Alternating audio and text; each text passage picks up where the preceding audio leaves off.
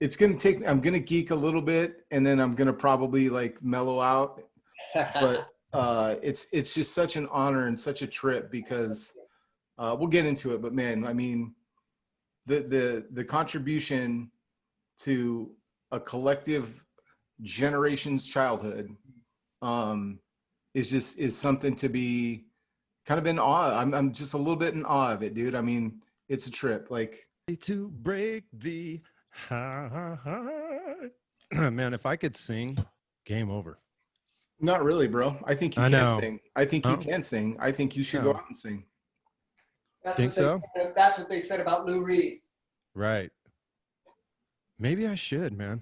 Maybe I should do like amateur night down at some like at the library, the public library or something. I don't know. No, dude. No, you go out, you get yourself a little PA. You can rent one from the Guitar Center and just go out in a corner and just flex the golden pipes. I got guitar amps down here. Dude, my bump box has a mic. Break the ice. Do it, man. Put a little reverb on it. Richard Cheese did it. He made all kinds of money. I want to use that.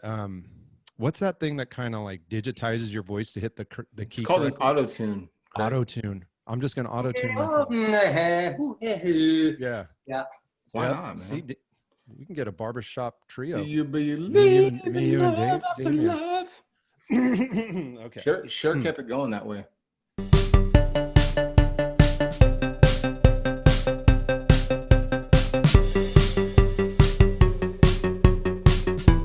What's up, everybody? This is your friend Isaac from Big Bike BMX, and today I am over the top excited. I mean, if you are ready to walk down memory lane, if you have ever looked at a magazine, if you used to wait for the magazine rack to get filled at your local grocery store, I remember I would go to the grocery store with my mom just to see the new magazines that came out. And we have one of the most incredible guests tonight that you all know and love, but may not have met before, but kind of. You'll understand what I'm saying here in a minute. But tonight I'm really excited. And Craig, are you there, Craig? Craig. Oh yeah. Hey, what's up, dude? I'm sorry. I was paying attention, but was reading my BMX Plus mag and had to catch up on my Radical Rick comic. Radical Rick. I know that guy. Isaac, who do we have here? We have a special guest tonight. Why don't you introduce our special guest since you're right there? Oh man, let me tell you something.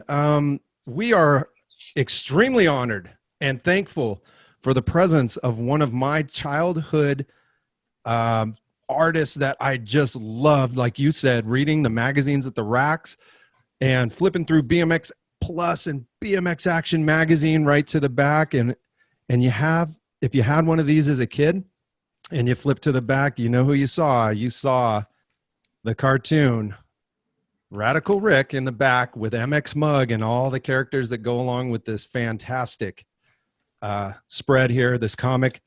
We have the man himself, the man behind the art and the talent in the house tonight, Mr. Damian Fulton. Let's give him a big hand. Let's welcome him to the show. Oh, that's so good, guys. I need you to follow me around and intro me and before I come into dinner with my family. We can do that, man. We could totally do that. Yeah, if you've ever seen A Knight's Tale, dude, I will be that guy. I will literally, like, nice.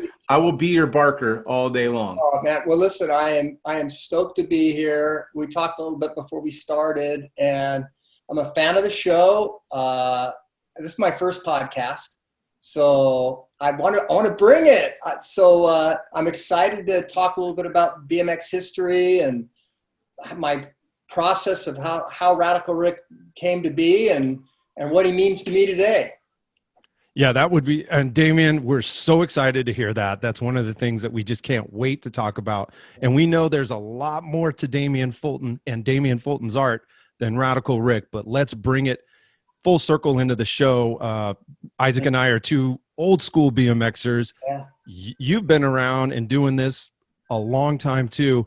And it's no joke, man. When I was a kid, and I've said this on quite a few shows, and Isaac can agree with me, that we used to go to the liquor store, grocery store, and thumb through those magazines. And of course, we're going to look at all the trick photos and the new bikes and all the new parts and accessories and work our way to the back. And boom, there it was. Like, this party is not over.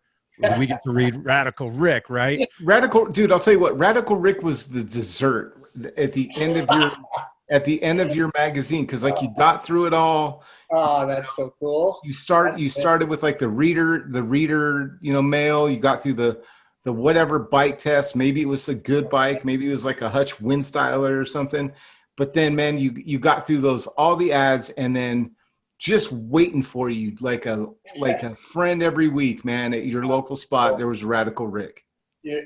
Thank you for that. He has been, it's so funny, so good to me over the years. And he's been like a very best friend who comes in and out of your life, and like you pick up right where you started. Back in the day in '79, when I originally brought a bunch of illustrations into BMX Plus, thinking that I was in college, I was a bike rider, and I had a photographer friend who worked for the magazine, and we'd ride. And he said, you ought to try getting your illustrations. I know somebody in magazine. And isn't that how that works when you're a kid? It's like, hey, I know somebody. So I drove up from Orange County, went into the offices of BMX Plus, and I showed them all this art that I was doing, illustrations and, representational portraits and things. And, I could probably do a really beautiful oil of Greg Hill, next to a trophy or whatever. And they go, we're really looking for is a comic strip. And I go, because cartoons is what I did for fun on the side, I'd always doodled and, skateboard decks.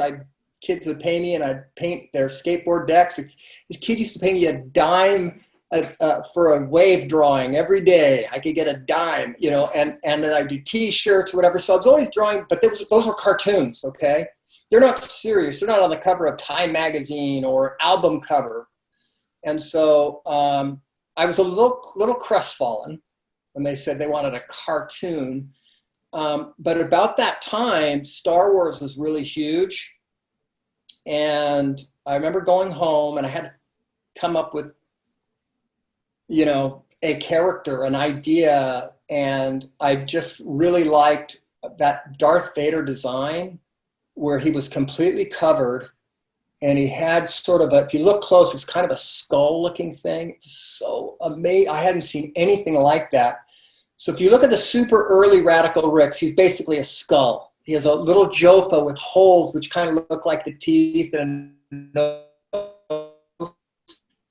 it's just like a skull cavity, and black with little dots, and then, his visor would change over the years or whatever. But I remember bringing that back in, and, it got a good, at first it was just a black and white one pager, and then they really liked it. And they got me to do everything there for a while. And that's how Radical Rick started.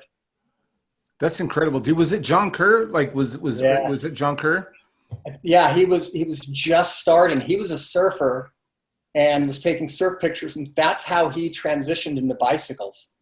And he's always been my proofreader. We are just brethren, man. We've known each other for so many years and been through a lot of stuff. But I can't spell at all. I just, for some reason, the letters always flop around.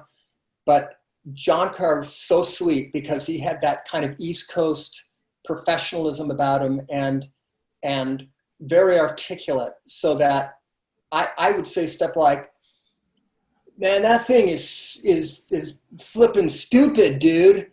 And he'd go, you might think about saying that thing is really outrageously different, or something like that. I go, well, but can you just help me spell the words, But we have this sort of great relationship in that way. I don't think I ever turned in a Radical Rick where he did not spell check me. And I usually just white it out and, fixed it on the spot and go, oh, you still spelled it wrong. Another layer of whiteout, but yeah, he's a great guy. Were you riding at that point or that time where you're making that, like, you're going into BMX Action or Plus magazine, whichever one, I can't remember. I'm sorry. Plus. Right. Plus. Because Action was, that's so great. I love both magazines, and Action was always so much slicker. I think they had Windy, and they had, Oz was just, the leader, I thought, and the design was beautiful, and not against all the designers at Plus, and I think they were really excited that they had this secret weapon that they didn't have, so they used me for everything. I redesigned their masthead, their logo, did all their ads and posters and stuff like that. But I didn't realize there's this incredible rivalry between Jim Stevens, the publisher, and Oz. And I think they used to be firemen together. I don't know what the story is. R will probably tell you. But that Jim used to bait me and go, can you hide a little something in there, something that, he'll see and he'll know. And I think one time I actually did a caricature of him in there, and I didn't do it in a bad way. I'm sure Jim would have loved me to do something, degrading. But anyway, yeah. So there was. I didn't mean to interrupt you, Craig. I don't know where you were going with that, but no, I love it, man. No, I was just going to ask you, like, what like brought you into the BMX Action and Plus magazine world? Like, were you, is your back, I mean, you said you BMX, surfing, maybe motocross or anything on two wheels or action and adventure sports, but what was your, like, turning point to go, you know what, I'm going to walk into one of these places? Or did someone approach you? Like, what was the genesis? The weird thing was, I was an art major, and like, I'd always been a hustler and could find a way to peddle the art. I don't know, Isaac, maybe you can relate to that. Someone asks you to do something, you say, and that's probably a good hint to all you aspiring artists out there. If you're a young guy and you're thinking about getting into art, is say yes and then figure it out. Because if I had to figure it out, I never would have taken any of these jobs. So that's how you learn, is get really uncomfortable. Wouldn't you agree, Isaac? You get uncomfortable and then you figure it out. Yeah, I mean, dude, I can't tell you how many jobs I pitched having zero idea what I was going to do next. Like, like you pitch it and then you just like, okay, I'm going to, because as an artist, this is really weird to be talking to you about this, like showing you, like, being this vulnerable, but like the best stuff that I ever produced as an artist was like a complete accident. And I call them like happy accidents, where you're like, oh, I double bolded that line. Oh, it's on the wrong side, but it works if I do the whole character like that. Okay. Wow. You know what I mean? So there's no rules. That was just the one thing you have to remind yourself. But yeah, pitch big, friends. go hard. Yeah. And so my deal was we rode motorcycles as kids, dirt bikes, like back when European motocross bikes were cool, before the Japanese took them all over. And I still have 2 Japanese bikes in my garage now. So I'm not being derogatory. They were just better machines. And then, but when you're a kid, you don't have a license. You can't ride a dirt bike on the street. So you ride back then they were 20 inchers, and we rode them Schwinn, Stingrays, absolutely everywhere. We'd ride them to Disneyland. My parents had no clue what was going on. They just go, it's the classic be home, the street lights go on. And I remember we would, we had like $1 as allowance, and that would last us forever. We'd go all the way to Disneyland, ride our bikes, lock them there. We found a way to get in. A friend worked at the gate, and we'd go door to door and get the leftover tickets. I don't know if you guys remember, but Disneyland used to be, rather than a pass, you'd get a ticket book. You bought a coupon book. Yeah. Absolutely. That's what an e-ticket comes from, right? That's incredible. Did you live in Anaheim, or were you going from? I lived in Fountain Valley, so it was a good trek. Oh, Jesus. It was a long trek. We would ride from Fountain Valley to Huntington Beach. We would go to we had a Schwinn dealer out in Garden Grove, and we just all, single speed, riding our bikes. And then I don't know what happened on any Sunday hit. And, you know, we were kind of like going, wow, we've been doing we were going off jumps and riding we had one corner lot that had a track that just, because whenever anybody could bring out their motorcycle that was working, I mean, that worked at the time, we do this sort of little track. And when it rained, we'd dig jumps and stuff. And then when the bikes weren't working, our parents wouldn't let us take out the motorcycle. We just ride our bikes, right? Over and over again. My brother was absolutely the best. He was a year older than me. And so everybody just inspired to catch him. And with the, you know, then we did the classic, every kid has done it, you know, building the ramps and starting at the end of the street and pedaling as quick as you can, you know, and you're changing the gears, the front gear to get it as big as possible to get speed. And you fly off the ramp and, you know, flat landing. Hopefully it's on grass.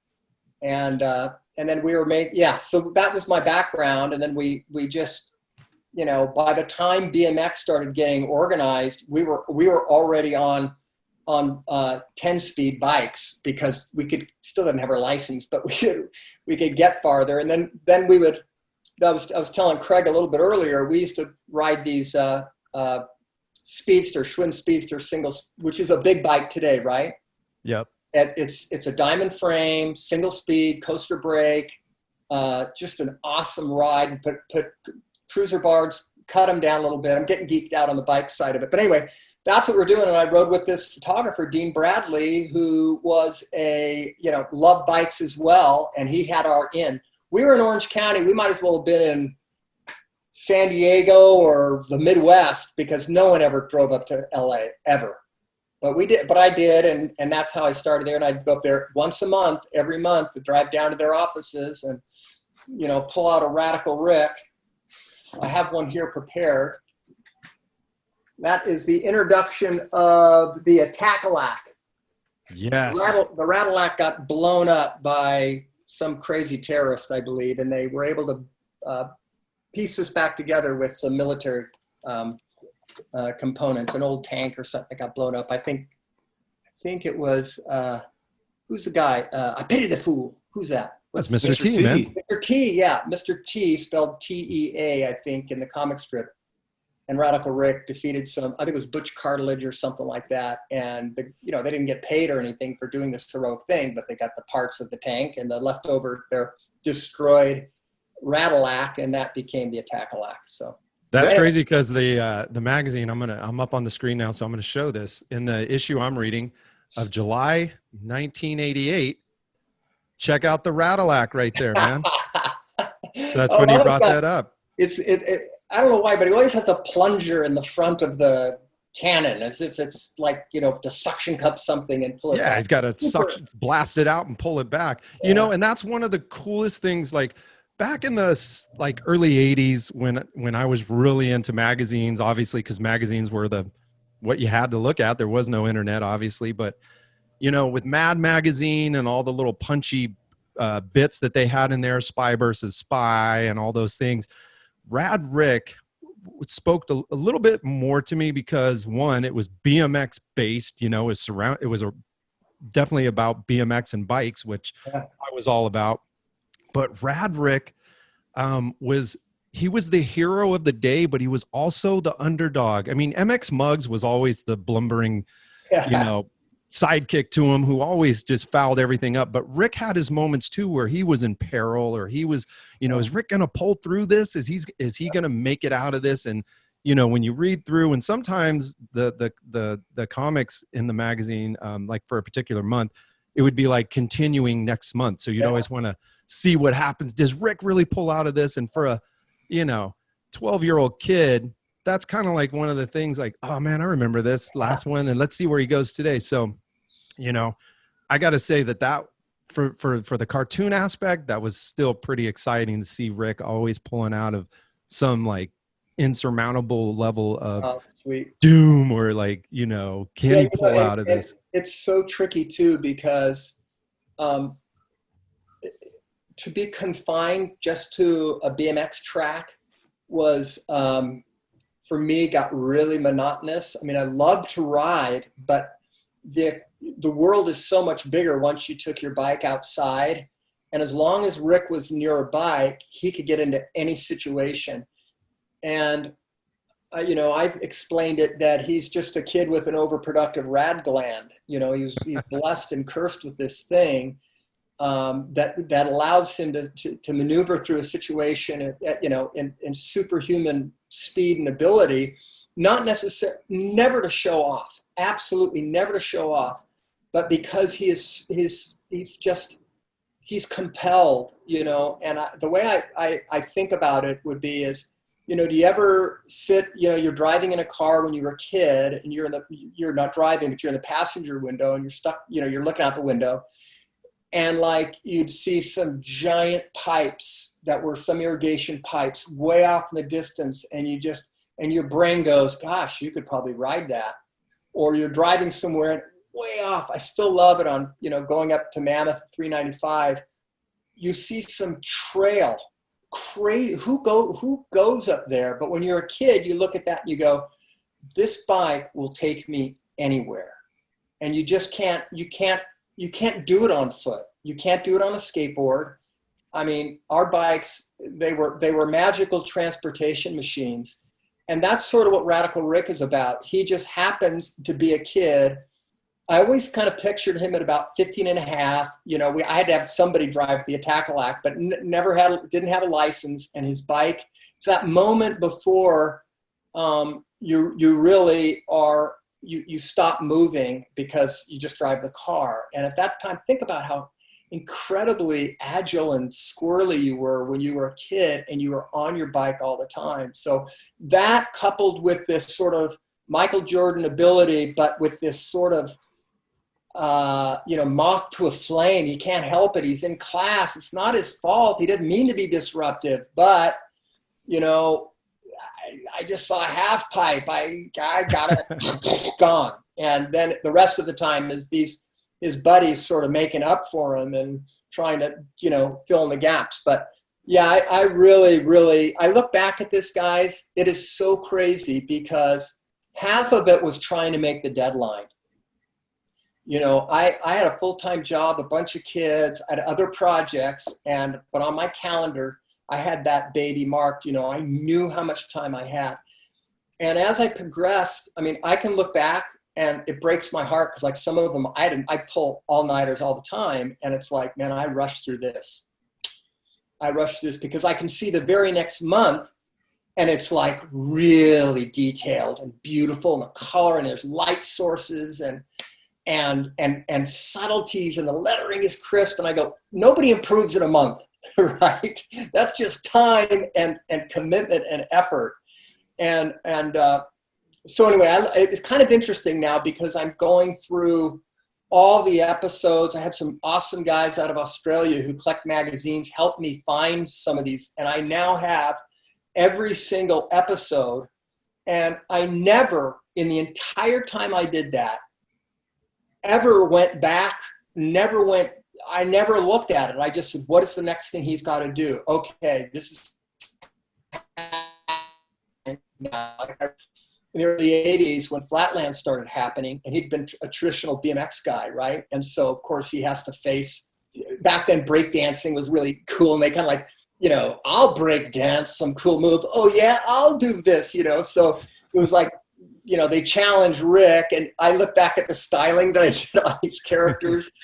I'm really having a great time looking back at those moments when BMX was changing, and I was, I could walk into the Plus offices and see all the new stuff, and I could read the magazine and have that good fortune occasionally to run into writers and know what was going on. So I tried to keep pace of that whole thing. So to be able to look back, it's still a geeky kid drawing what he thinks BMX is, but it's so fun now, 40 years later, to go back and to look at that stuff and to just not just look at. I'm just amazed that there's a through line that I didn't miss. I didn't quit for 12 years. So that's kind of cool.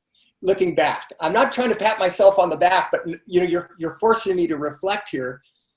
And I have enjoyed kind of looking back and remembering, I was just such a, scrappy dude back then trying to keep a story going. That's cool. Yeah. Like, so it sounds like you didn't have I always assumed that you maybe had like a storyline scripted out for like the year and that you just followed that. But it sounds like you may like, because it was very serial driven, just like you referenced Star Wars and the serial and that like that cliffhanger that Craig Right. talked about. Did you have these kind of like I kind of have an idea, because Yeah. it really seemed like a very cohesive thing. And just to make a point to what you had said, like, you'd see them and like sometimes they're really well done, sometimes they weren't. I always just felt like it was a special edition, like, oh, it's a special edition this month. Yeah. If there was like more to it, like it was like part of the like, oh, they did this because it's a Nora Cup voting, so they put like John put more money into the magazine that month. No, that's a really good point too, is, the it's so cool to just, when you go to a BMX race, the graphics and the logos and stickers were so cool back then, right? Like you wanted stickers, and so I tried to populate the world like every kid was 11 years old and they stuck stickers everywhere, right? And then the other thing I did is I still do that at 47. I'll just tell you that right now. and you had mentioned, Craig, about Mad Magazine, and that's one thing I used to love, is going in and seeing all those things in the nooks and crannies. So and that gave me a chance to say, and it was so random, like I'd be listening to rock, and the Clash would be on. I go, oh, there's the Clash, or some song would come on and I would just stick them in, because I didn't have that much. I wish, Isaac, I did have that much planning ahead. What I would know is there was a show on, like, for example, there'd be some trend, Flatland or something like that, or something would be breaking. And then I would just jump into that going, okay, I want to make sure this is cool. And then then I'd have to find my way out of it. Right. But like there was a show called The American Gladiators. Do you remember that? And Oh, it's yeah. like common people who'd have to go through a gauntlet while they get beat up by these giant MMA kind of guys. Yeah, Storm. You do know that. Yes. So I figured, okay, Radical Rick has got to go. It was called The American Spladiators. But it was the same deal. He's watching TV with MX Mug, and all of a sudden he gets the twitches, and they're going, no, stop, no, stop it, boom, he's gone. And then the rest of it is they've got to get there to help him because he's going to die. And of course, nobody plays fair of the American Spladiators. Rick always plays fair, right? The guy is always right on fair. And it turns out that, but to your point, Isaac, I wish I had this master plan. But I'd get into it and I'd go, okay, I'm getting kind of bored. It's been now, 4 issues or whatever. I got to come time, Rick, boom, kicks butt. They all celebrate, woo. And then it's, okay, what's the next thing, And what, along the way, all those little twists and turns over the years is he'd pick up somebody, right? Like I like to, there'd be a skater, so Spike Speed Wrench became the skater, and just sort of like, and then he kind of, I could call upon, like MX Mug was always this, he's probably the most like me guy who really wished he was the good guy, and probably when the opportunity arises might slide into the spotlight a little bit and say, well, really he owes everything to me. That's that kind of classic need to be recognized. I think I have anyway. But Rick is one of those kind of people, who that you admire, that are kind and good and right, but they're not even trying to. They're not perfect because they screw up everything. You know what I mean? But that's just their nature. And mom and dad are like, what do we do with this kid, right?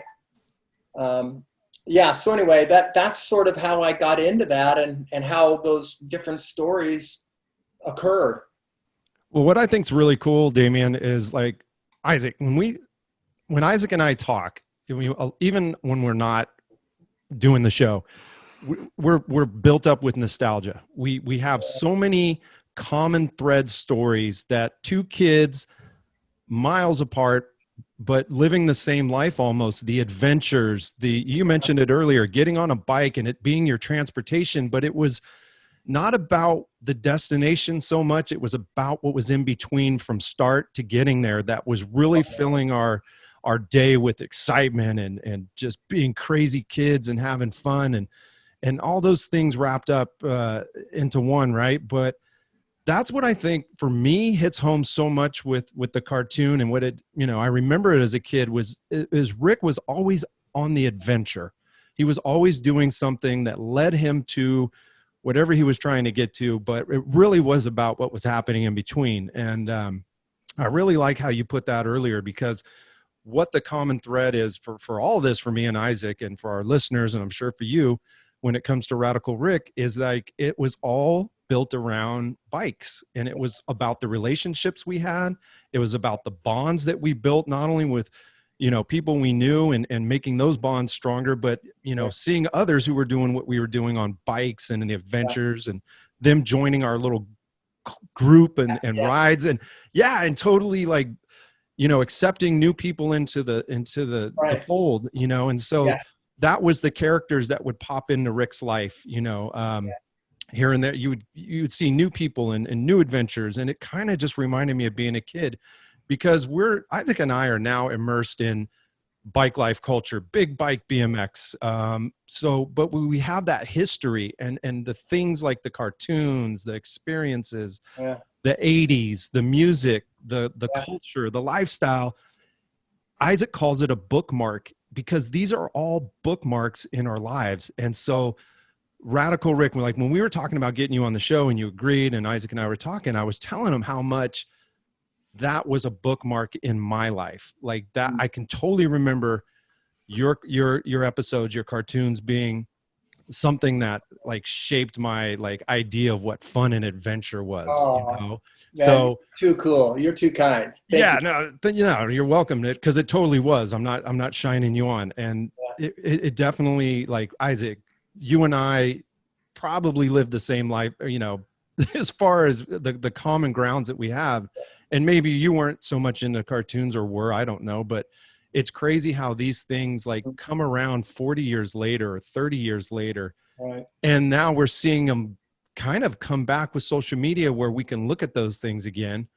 Yeah. And, Damien's on Instagram, you're on Facebook, you're doing things, we're not just looking at 40-year-old comic strips. We're watching you. Flight just came out with a BMX pad set, a Rad Rick BMX pad set. I just saw a Radical Rick commemorative ring.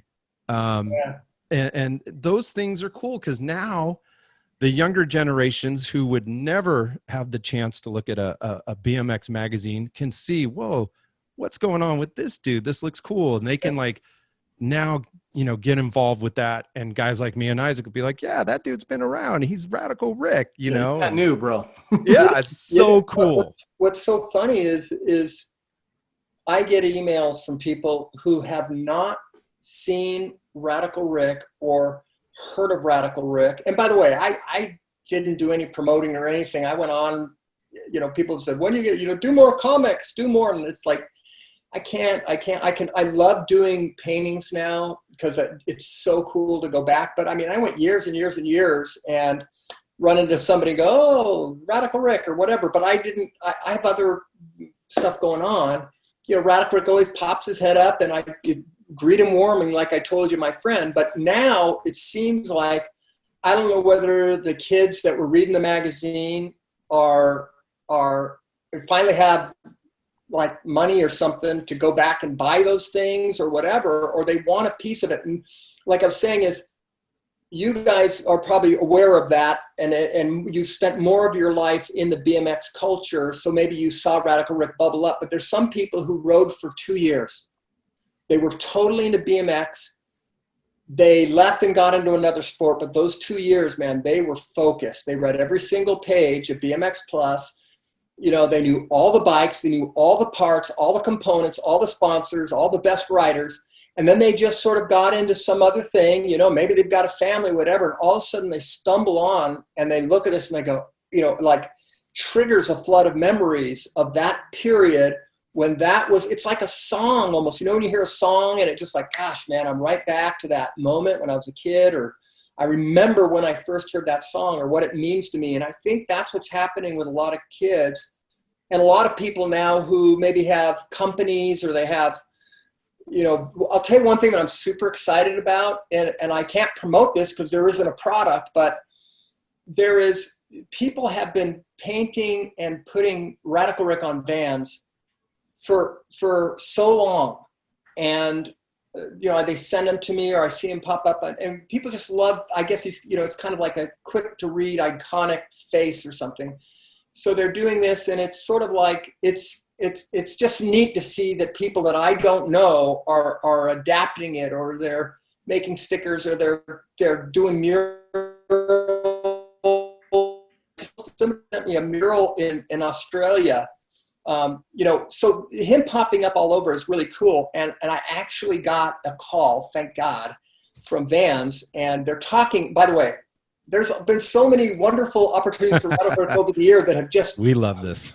disappeared. But this one seems pretty legit. It comes from a pretty high level guy. So I would love to have Radical Rick, you know, I think, I'm not sure those are Vans or not, but Oh, show that again. Hold on, I want to see that. I've never seen Radical Rick in 3D. That's amazing.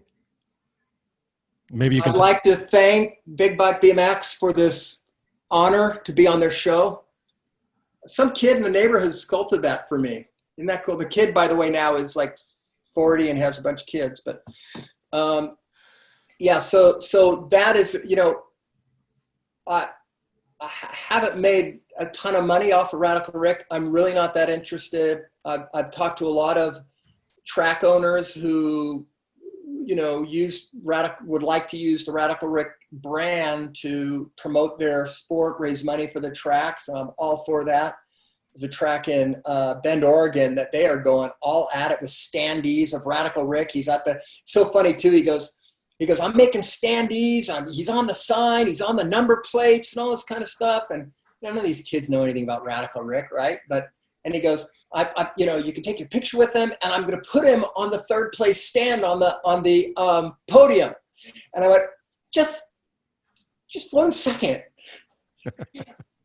I could tell you this, but Radical Rick never gets third.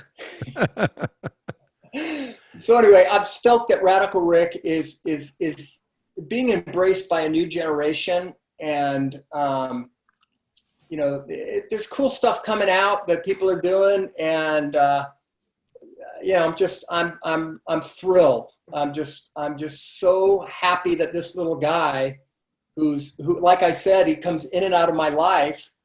You know, I get a chance to you know, go back in the time machine, look at it, and give back. And I find out that he's actually, you know, influenced kids to keep drawing, to draw. They would draw rather quick. They're all better artists than me now. So, yeah, I think it's pretty fun. It's a neat aspect of my life that has, that I'm really enjoying revisiting.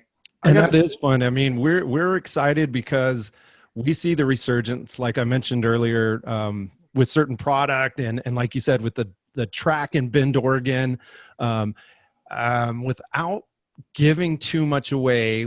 Isaac and I know of some other things that are coming out that are really exciting, and I cannot mention the company. I can't mention the product, but we've seen it. Wow. There are just exciting things that are involved with it. And you know, I'll leave it at that. I cannot go any further. But be careful. You're I gotta walking leave a it. fine line. I walk a fine line my whole life, so that's me, man.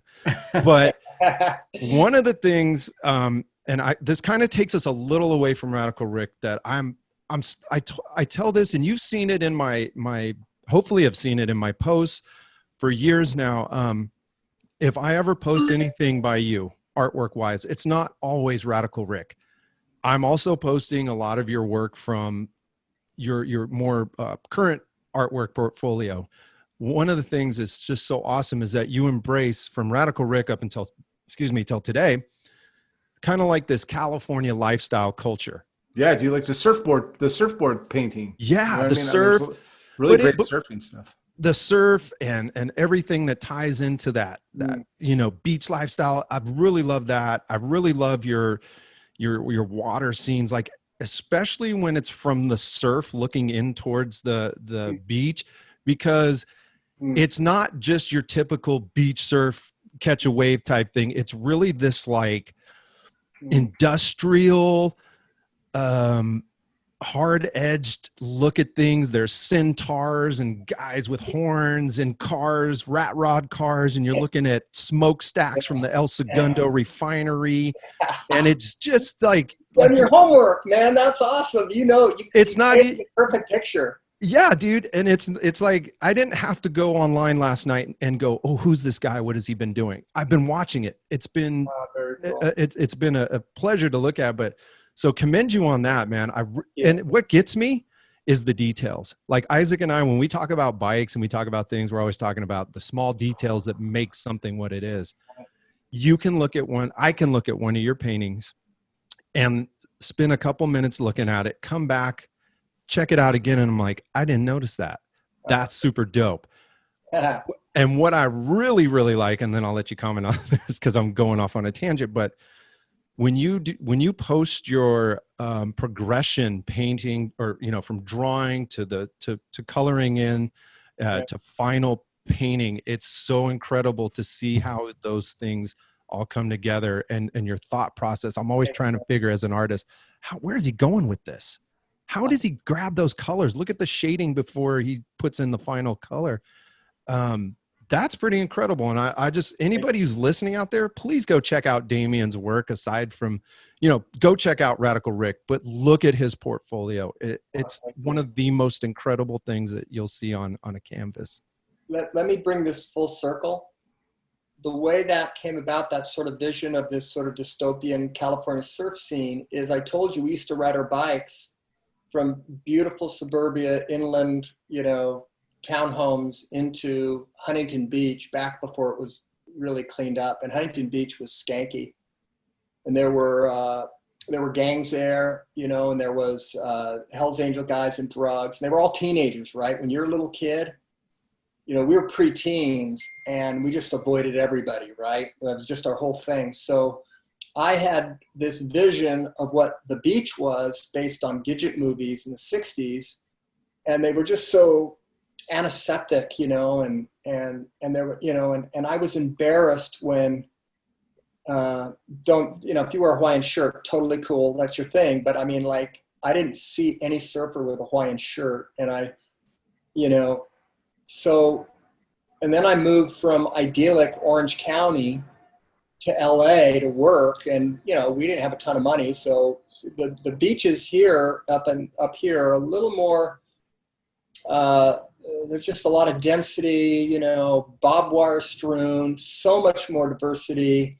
And so that really made it's just what I know. It's what, you know, and I'm also excited too, you know, whenever you can bring a villain, you know, or you know, somebody that can mix it up with your protagonist, you know, like in Radical Rick, if I can get Scuzzer Switchblade in an episode. Yeah. Right?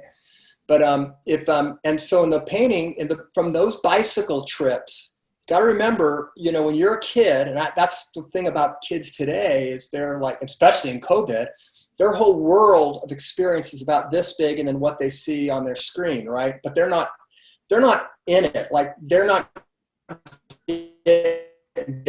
like, and you know, I'd get beat up a couple times, you know.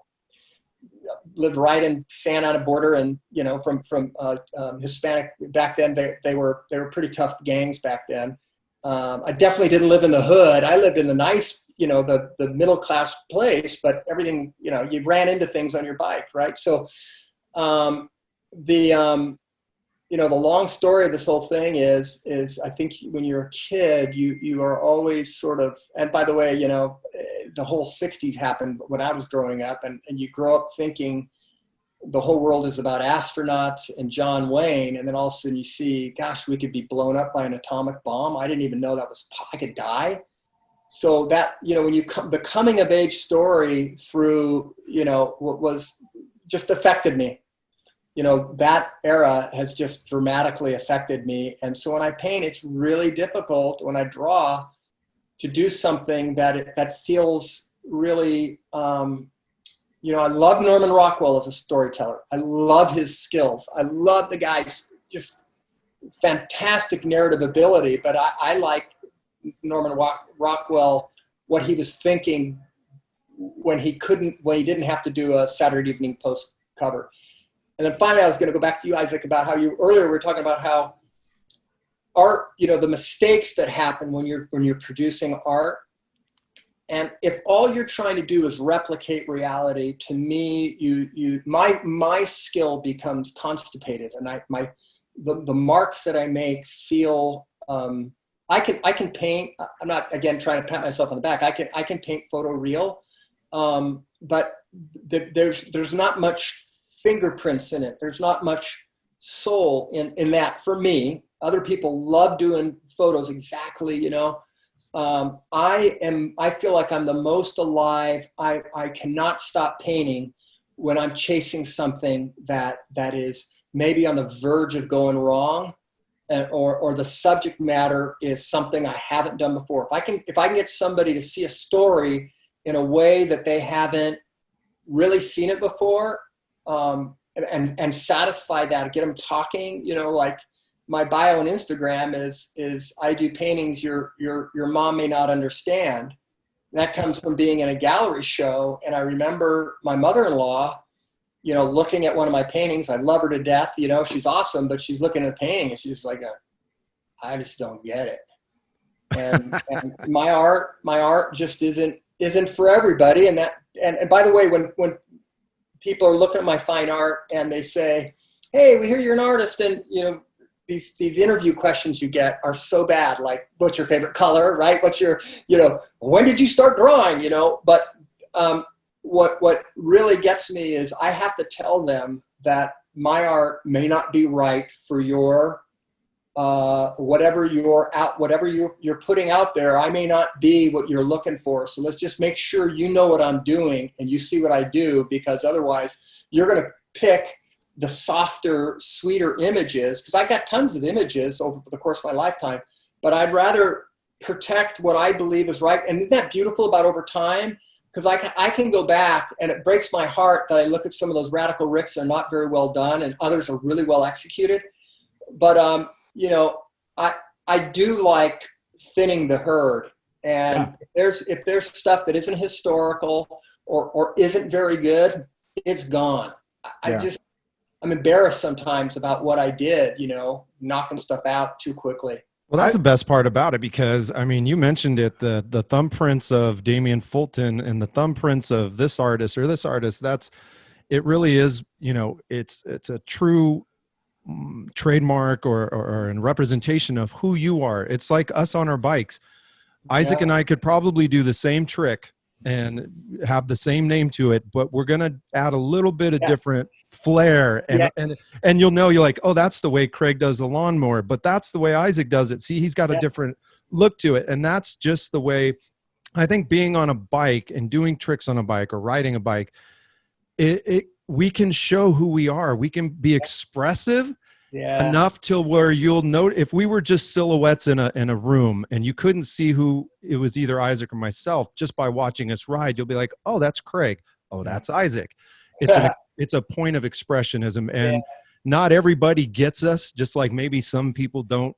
Yeah. They can't connect with your art. I'm not saying there is, but you mentioned it. Yeah, absolutely. Here's a good example, Craig. Like, so Damien, like you're working on like some Radical Rick rings. This is probably the best example I have.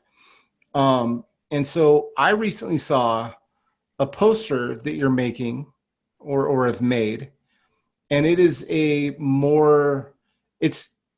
and I mean this with the utmost respect, because I've grown up with your work, but I don't think I've seen a better representation of Radical Rick than a poster of him holding up his ring like he's doing this, and it's like a more gritty, oh man, like it's I just love the it. light. There's lightning bolts coming out Yeah. of it, and that like that Radical Rick has instantly. I don't know what it is about that image. The way you captured his face, where it's like the Jofa just looks a little bit different, and maybe it's a more Darth. I'm covering my face, which is with my mouth, which you shouldn't do in a podcast, but.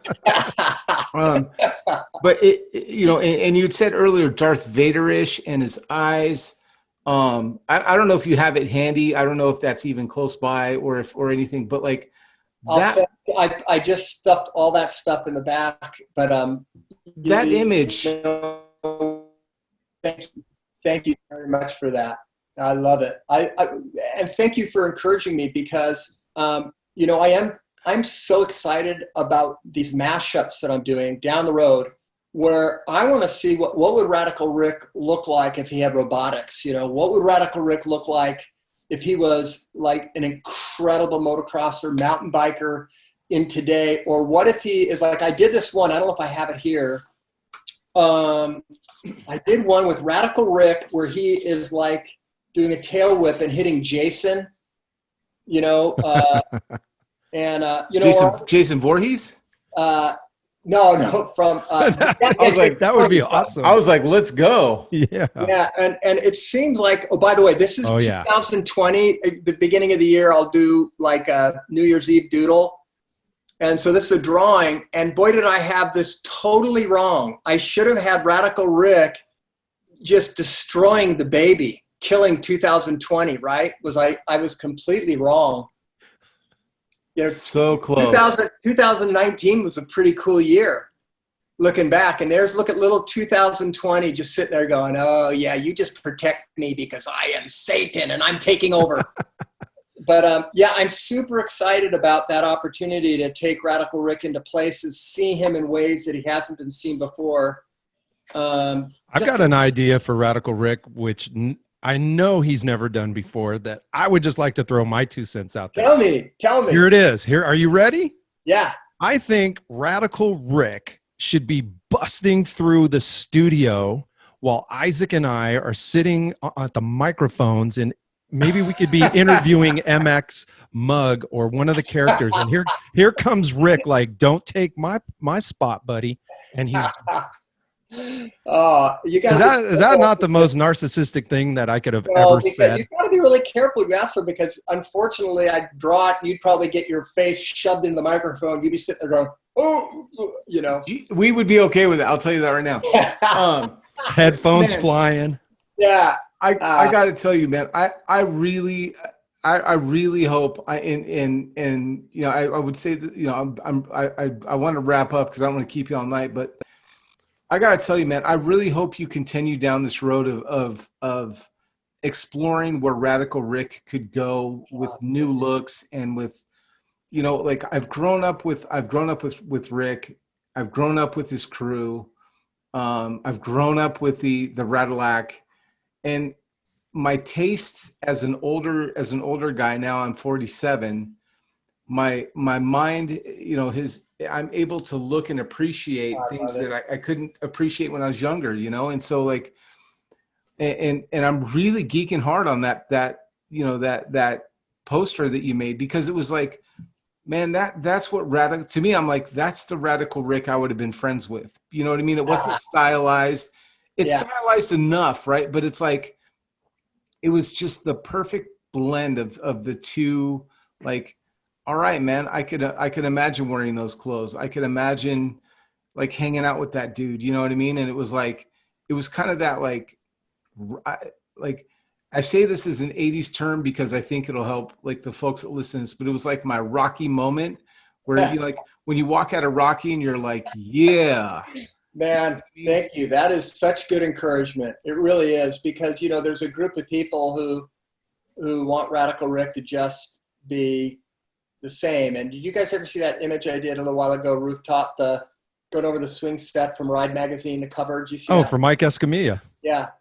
You know, so funny is Mike asked me to paint that. He goes, "Do you do painting for me?" And I did this cover, and I go, "Yeah, sure." And you know, he paid for it, and I'm thinking, okay, great. You know, he wants this painting. He wants me to put Radical Rick where he was. How cool. You know, that's nice.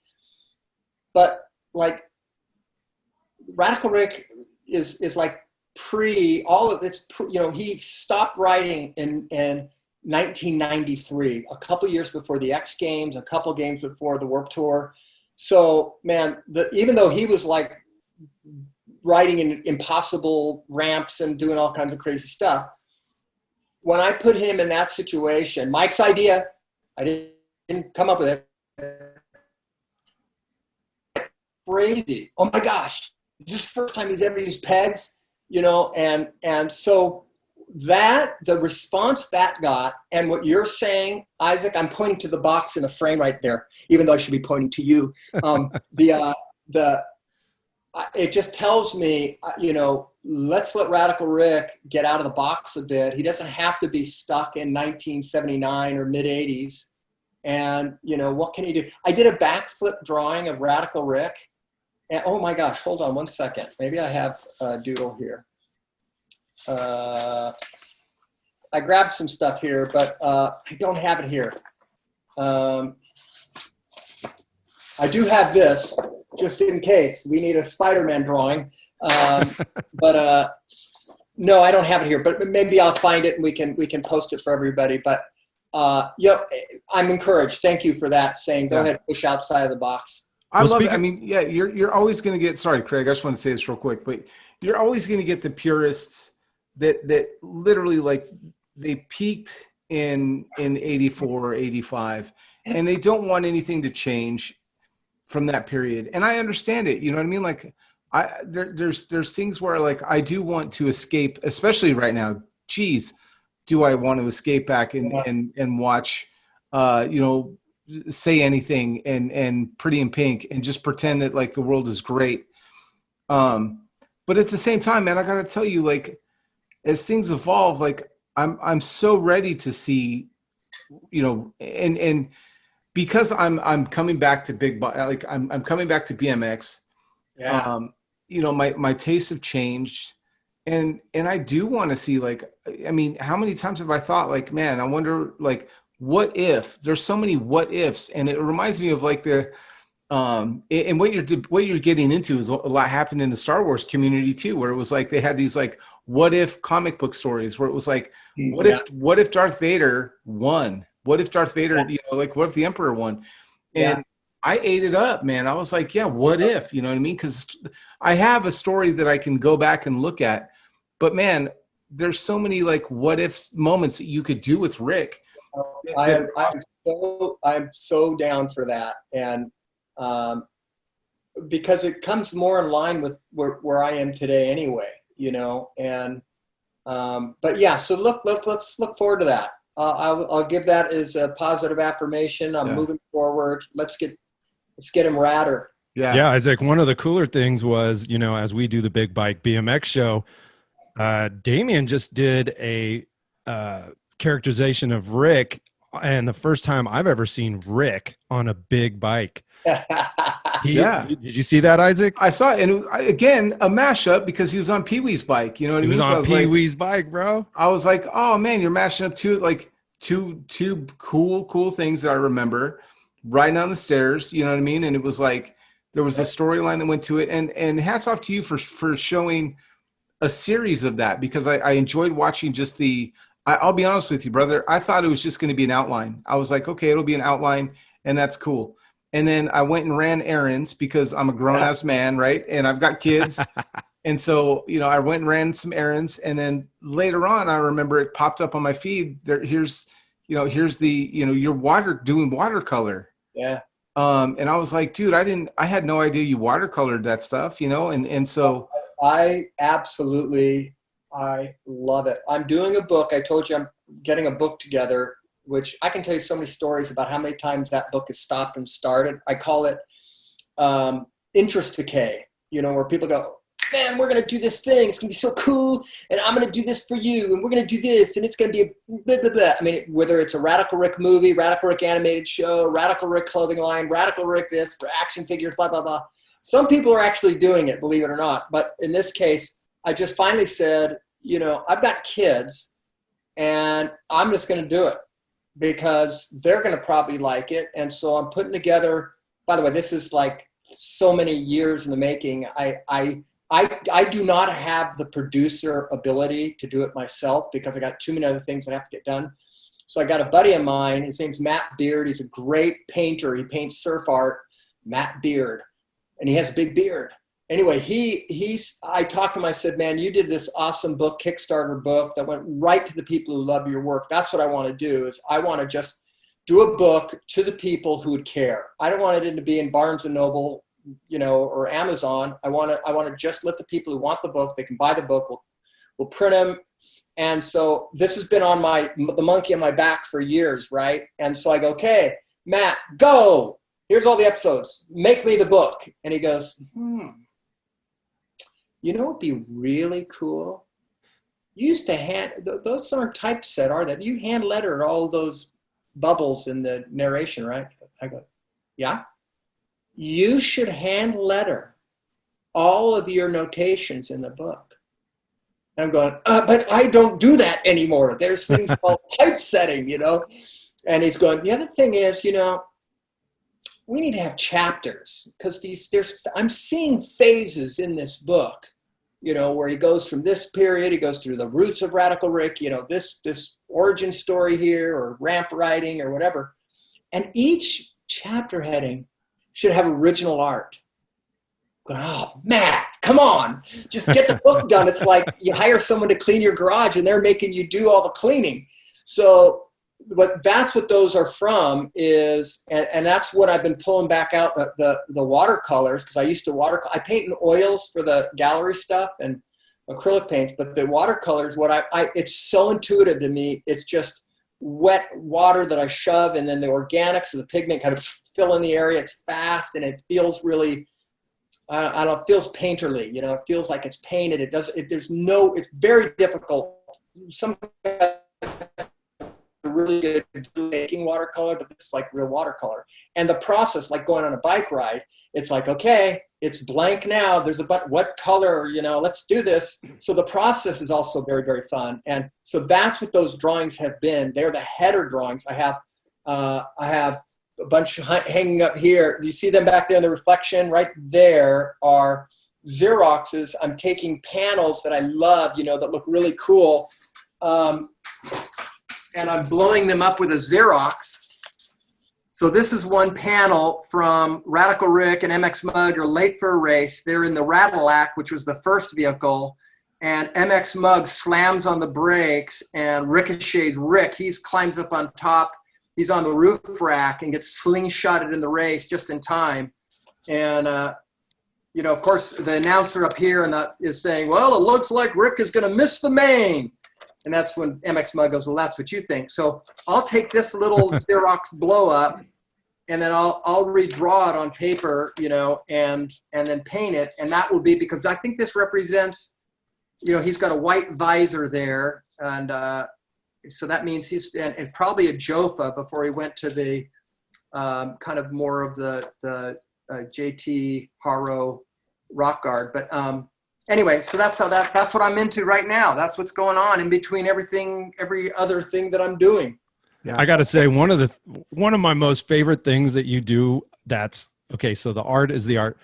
I love the what do they call it? When you doodle like I've seen Damien Isaac do Rad Rick like on a box of Tums or something where he's got like a little, you got a paint marker or something and you're just starting in this and you use part of the box as lettering as his eyes. I know what you're talking about. Yeah, it was something. A Band-Aid box. Band-Aid, yeah. And in the word Curade. That's it. C-U-R, I can't spell it. R-A-D, and Rad was in it, so I don't know why. That's right. It was a Curade box. But then there's also the calendars. Like he'll do a full scene on when you have a calendar and the pictures above, but all the dates and days are in the boxes. Yeah. Like he'll do a full on Rad Rick scene. Like that was me as a kid, like doodle master. Right. And now I'm like, man, I should try doing some doodles like that. Those are super cool too, man. Oh, thank you. Yeah. Well, Damien, thank you so much for being with us. We really, really what a blessing it's been. again, I can't wait to see what you do. Thank you for still entertaining us old guys that grew up and were inspired and just enjoyed what you do. I can't encourage you enough just to continue to explore Rick, man. Let Rick do what Rick wants to do. You know what I mean? Like, just be the vessel, for all of us, brother. And thank you so much for being with us. Craig, why don't you wrap up? Yeah, man. So Rick, I'm calling him Radical Rick now. It's like yeah, Rick. Damien, is there anything that you'd want to close with? Do you have anything coming up? Any events? Any shows that? Yeah, where can we find you too? Yeah, like give us all your my hoity-toity painter guy studio work is at DamianFultonArt.com. Notice the word art added. Now, nice. DamianFultonArt.com, or you can just Google Damian Fulton images and there'll be a bunch of pictures come up. Radical Rick on Instagram, it's Damian Fulton. You can always hashtag Radical Rick and a bunch of images come up as well. That's awesome. And you know what? I just want to say, Damien, it has been such a pleasure. It is an extreme honor to have you on the show with us. I know everyone's going to enjoy listening to this just as much as Isaac and I have. And we just wanted to thank you from the bottom of our hearts from being here. And to everyone listening, we appreciate you. We love having you here with us. Please, if you haven't already, click that like and subscribe button so we can continue to bring you guests that are awesome and radical, such as Mr. Damian Fulton. We are going to continue having a good time here, and we want to make sure you guys are always with us on this adventure and this radical ride. Again, we are on Spotify and Apple Podcasts. If you're interested in listening to us while you're driving to work or riding your bike and getting rad out there, we love it. We thank you all. And Isaac, again, man, what a good time with Damien. I'm going to let you in the show, and thank you for your time as well, Damien. Thank you for yours. Thank you. This is really a pleasure, guys. Love what you're doing. Appreciate everything. Let's get more kids riding bicycles.